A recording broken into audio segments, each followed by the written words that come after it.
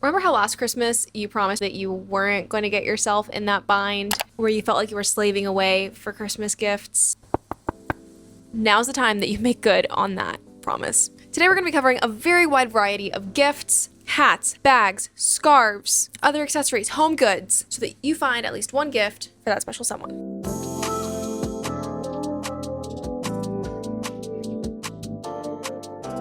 We're starting off with a Sophie scarf dupe, not in that it exactly copies the Sophie scarf. It is the Chateau Mini Scarf by the Cozy Knot. This is the waffle stitch and it is crochet, so very, very different. It just uses the same kind of like boop, boop shape. Looks gorgeous, and though, yeah, the Sophie scarf exists, knitting takes a long time. So I have a feeling that this scarf is going to be faster than doing the Sophie scarf, and that's why I am planning on trying this one. A little bit of context, just to make my life easier, every Christmas I choose one standard pattern or one standard item that I give to most people for Christmas. Years ago, it was a beanie. Last year, it was a Sophie scarf, and I think this is different enough that I can just do a different color and make this much faster and have less hand pain, because that's the whole goal. It uses the DK weight yarn and a 4mm hook, so not too bad.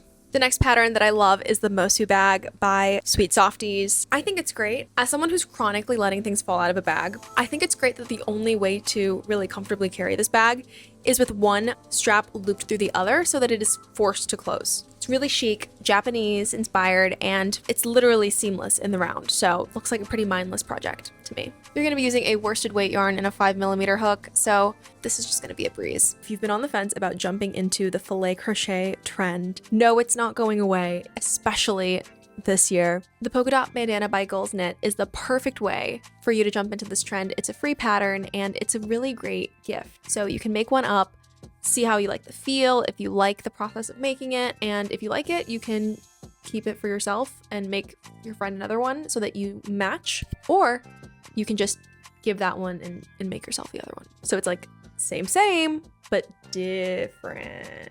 You are using thread and it is a 1.5mm hook, so I hope you have an ergonomic hook. I like the Clover ones. I really don't think you have anything to lose here. If you start working on it and you find that it's too small, the project takes too long, you just toss it. I'm all about using scrap yarn, and the Seaweed Scrunchie by Megan Faith Makes is the perfect way to use up the little bit of mohair that you have left over from every single sweater. You're holding 2 pieces of mohair or soy alpaca, any sort of fuzzy lace weight yarn, and crocheting it holding double. You're using a 4mm crochet hook so that it looks nice and airy, and again, another project where you have very little to lose by just trying, and if it works, you've got a repeatable format, baby. You could also make a scrunchie for everyone in the friend group, and that would be adorable. Okay, I might be biased, but another great wearable is the boho belt. I designed this at the request of my cousin. She asked me to make something for her that looked like this because she couldn't find anything online that looked like this, and she wanted a way for her to be able to accentuate her waist in more baggy workwear clothes. So I not only designed it, made hers,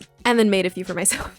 Funny enough, it's my best-selling pattern. It's a worsted weight yarn. I used Lion Brand Cotton 24/7, which is super affordable, but also for something a little less rigid, I did use the Cascade Heritage, I believe is what it's called.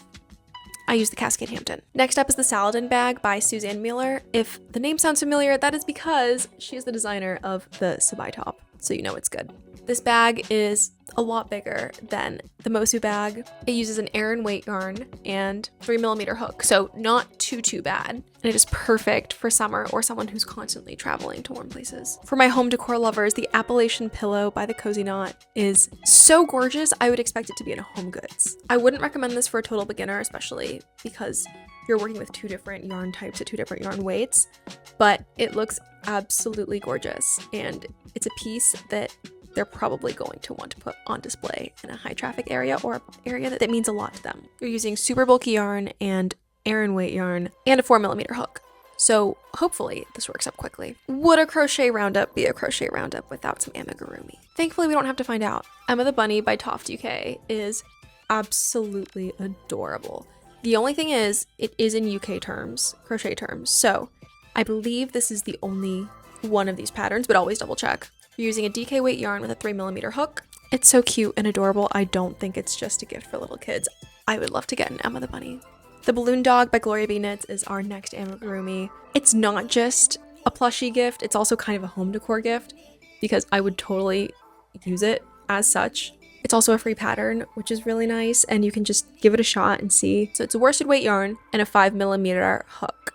Speaking of scrap yarn, this scrap yarn basket by Cynthia Gonzalez is a hidden gem. If you have a lot of yarn in your yarn stash with colors that go together, this is the perfect gift for a home decor lover because they're always hiding the clutter in these baskets. Honestly, you can never have too many.